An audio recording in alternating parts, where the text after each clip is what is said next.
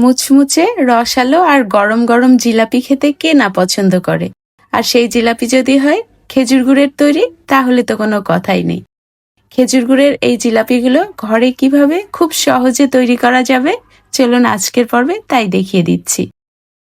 Recipe শুরুতে একটা mixing জারে 2 টেবিল চামচ কাঁচা মাসকালাই ডাল নিলাম।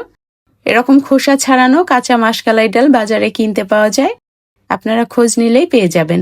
এর সঙ্গে দিয়ে দিলাম 2 টেবিল চামচ আতপ চাল, যতটুকু সম্ভব মিহি করে গুঁড়া করে নিলাম।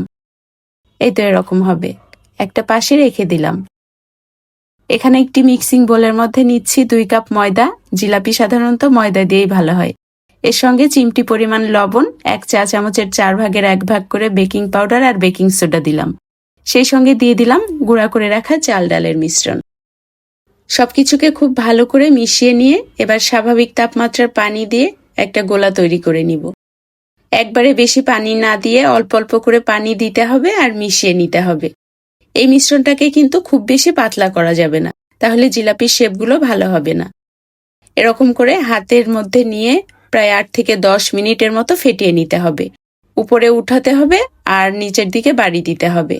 প্রায় 10 থেকে 12 মিনিট ফেটিয়ে নেয়ার পরে উপর থেকে সামান্য একটু পানি ছিটিয়ে একটা পাশে রেখে দিচ্ছি শিরা তৈরি পর্যন্ত।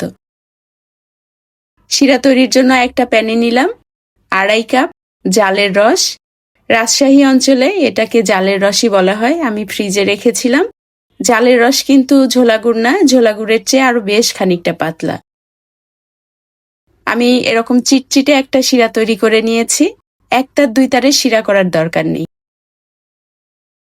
নামিয়ে একটা পাশে রেখে দিলাম।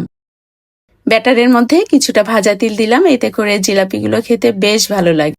আরো 2 থেকে 3 মিনিটের মতো ফেটিয়ে নিয়েছি। এবার পাইপিং ব্যাগে নিয়ে জিলাপিগুলো তৈরি করে নিচ্ছি। জিলাপিগুলো তেলে দেওয়ার পরে যদি কম ফোলে তাহলে আরো কিছুটা বেকিং সোডা দিয়ে মিশিয়ে নিতে হবে, যতক্ষণ না ঠিকঠাক মতো ফুলছে। চুলার আঁচটা মিডিয়াম হাই হিটে রেখে ভাজতে হবে।